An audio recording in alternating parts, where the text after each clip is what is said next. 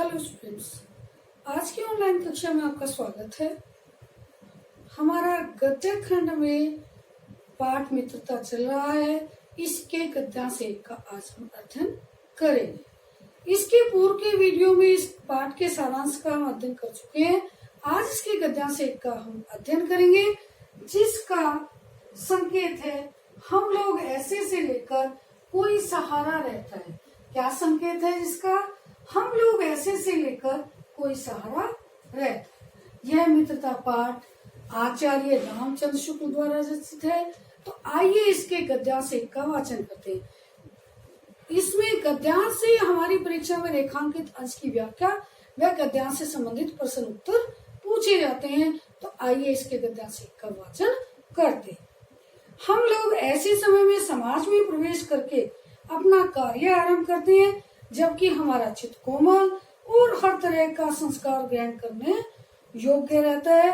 हमारे भाव अपरिमार्जित और हमारी प्रवृत्ति अपरिपक्व रहती है। हम लोग कच्ची मिट्टी की मूर्ति के समान रहते हैं, जिसे जो जिस रूप का चाहे उस रूप का करे, चाहे राक्षस बनावे चाहे देवता। ऐसे लोगों का साथ करना हमारे लिए बुरा है जो हमसे अधिक दृढ़ संकल्प के, क्योंकि हमें उनकी हर एक बात बिना विरोध के मान लेनी पड़ती। पर ऐसे लोगों का साथ करना और बुरा है जो हमारी ही बात को ऊपर रखते हैं, क्योंकि ऐसी दशा में न तो हमारे ऊपर कोई दबाव रहता है और न ही हमारे लिए कोई सहारा रहता है। तो इस गद्यांश से प्रश्न उत्तर और रेखांकित अंश की व्याख्या आती है। इस पहले पूरे गद्यांश की व्याख्या के इसके भावार्थ के विषय में जानते हैं।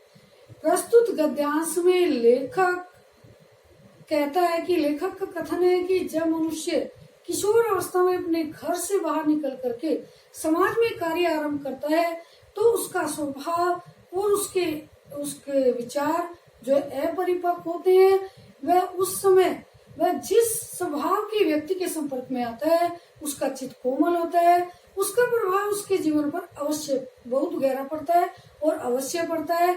और क्योंकि उस समय उचित अनुचित अच्छे बुरे का निर्णय करने की शक्ति हमारे अंदर उसकी क्षमता नहीं होती। हमारा जो चित्त होता है वो कोमल होता है, हमारे भाव शुद्ध और अपरिपक्व होते हैं। इसलिए हम जैसे व्यक्ति के संपर्क में आते हैं उसका वैसा ही प्रभाव हमारे ऊपर पड़ता है। आगे लेखक कहता है कि हमारा स्वभाव उस समय कच्ची मिट्टी की मूर्ति के समान होता है। जिस प्रकार से जब तक मिट्टी की मूर्ति को आग में नहीं पकाया जाता उसको कोई भी आकार दिया जा सकता है, उसका आकार परिवर्तित किया जा सकता है, उसी प्रकार से जब तक हमारे भाव दृढ़ नहीं होंगे, हमारा स्वभाव परिपक्व नहीं होगा, तब तक हम उसे मनवांछित रूप में ढाल सकते हैं।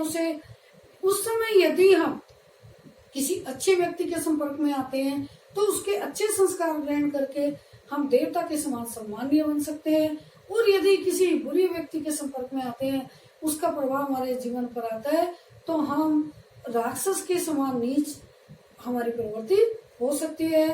तो यहाँ और वे आगे कहते हैं, और हमें ऐसे व्यक्ति का साथ भी नहीं करना चाहिए जो हमसे अधिक दृढ़ संकल्प वाले हो, उनकी दृढ़ शक्ति हो। और कहने का भाव यह है कि यदि हम ऐसे व्यक्ति को अपना मित्र बना लेते हैं तो उनकी प्रत्येक बात हमें बिना किसी विरोध के मान लेनी पड़ती है, और उससे हमारा विवेक कुंठित हो जाता है, हमारी तर्क शक्ति कम हो जाती है और हमारा व्यक्तित्व दब जाता है और हम दबू स्वभाव के बन जाते हैं। इसके विपरीत यदि कि हमारे ऊपर ना हमारा में कोई सहारा बनते, हमारा जो है कोई उन्नति नहीं होती। अब इसमें जो है हमारे पहला प्रश्न हमारा पूछा जाता है, गद्यांश के पाठ व लेखक का नाम लिखिए या इसका संदर्भ लिखिए। तो गद्यांश के पाठ का नाम मित्रता और गद्यांश के लेखक का नाम आचार्य रामचंद्र शुक्ल। गद्यांश के पाठ का क्या नाम है? तो गद्यांश के पाठ का नाम मित्रता व लेखक का नाम आचार्य रामचंद्र शुक्ल। रेखांकित अंश की व्याख्या कीजिए। इसमें रेखांकित पंक्तियां हैं। हम लोग कच्ची मिट्टी की मूर्ति के समान रहते हैं, जिसे जो चाहे जिस रूप का चाहे उस रूप का करे, चाहे राक्षस बनावे चाहे देवता। ऐसे लोगों का साथ करना हमारे लिए बुरा है जो हमसे अधिक दृढ़ संकल्प के, क्योंकि उनकी हर एक बात हमें बिना विरोध के मान लेनी पड़ती है। तो प्रस्तुत पंक्तियों में आचार्य रामचंद्र शुक्ल कहते हैं कि जब बालक किशोर अवस्था से समाज में प्रवेश करके कार्य आरंभ करता है तो उसका स्वभाव कच्ची मिट्टी की मूर्ति के समान होता है। जिस प्रकार से जब तक मिट्टी की मूर्ति को आग में नहीं पकाया जा सकता, उसे कोई भी रूप दिया जा सकता है, उसी प्रकार हमारा स्वभाव भी होता है। उसे यदि उस समय हम अच्छे व्यक्ति के संपर्क में आते हैं तो वह अच्छे संस्कार प्राप्त करके उस पर अच्छा प्रभाव पड़ता है और हम देवता के समान सम्मानीय बन सकते हैं, अर्थात हम देवता भी बन सकते हैं। और उस समय यदि बुरी बातों का बुरे व्यक्तियों के संपर्क में हम आते हैं तो राक्षस के समान नीच भी बन सकते हैं, अतः हम उसे किसी भी प्रकार का बना सकते हैं। और हमारे लिए ऐसे लोगों का साथ करना, ऐसे लोगों को मित्र बनाना अच्छा नहीं रहता जो हमसे अधिक दृढ़ शक्ति वाले होते हैं, दृढ़ इच्छा शक्ति वाले होते हैं, दृढ़ संकल्प वाले होते हैं, क्योंकि उनकी बात हमेशा हमें बिना किसी विरोध के मान लेनी पड़ती है। इससे हमारा कोई लाभ नहीं होता, हमारा विवेक कुंठित हो जाता है, उनके सामने हम अपनी बात को नहीं रखते, हमारा व्यक्तित्व बदल जाता है और हम दबो स्वभाव के बन जाते हैं। अब इसमें अगला प्रश्न है, हम लोग कच्ची मिट्टी की मूर्ति के समान रहते हैं। इस वाक्य में हम लोग से किसकी ओर संकेत किया गया है? इस वाक्य में कि हम लोग कच्ची मिट्टी की मूर्ति के समान रहते हैं, इस वाक्य में हम लोग से किशोर अवस्था के बच्चों की ओर संकेत किया गया।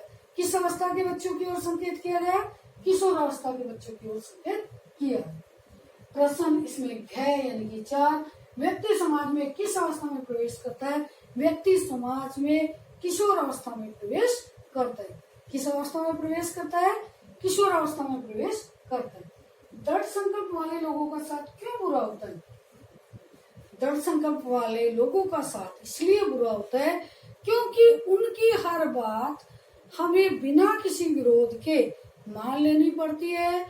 उनकी बात को हम बिना तर्क वितर्क के स्वीकार कर लेते हैं, जिससे हमारा विवेक कुंठित हो जाता है, हम दब्बू स्वभाव के हो जाते हैं और हमारे व्यक्तित्व का विकास रुक जाता है। लास्ट प्रश्न हमारा है, हमें किन लोगों का साथ करना चाहिए? हमें समान इच्छा शक्ति वाले अपने जैसे लोगों का साथ करना चाहिए और उनकी हर बात को तर्क और विवेक के साथ, तर्क के साथ हमें करके उसके विषय में हमें उसे स्वीकार या अस्वीकार करनी चाहिए। इससे हमारी बुद्धि, हमारे विवेक का जो है विकास होता है। धन्यवाद। तो आज हमने इसके प्रथम गद्यांश का अध्ययन किया। आगे की वीडियो में हम इसके आगे के गद्यांश का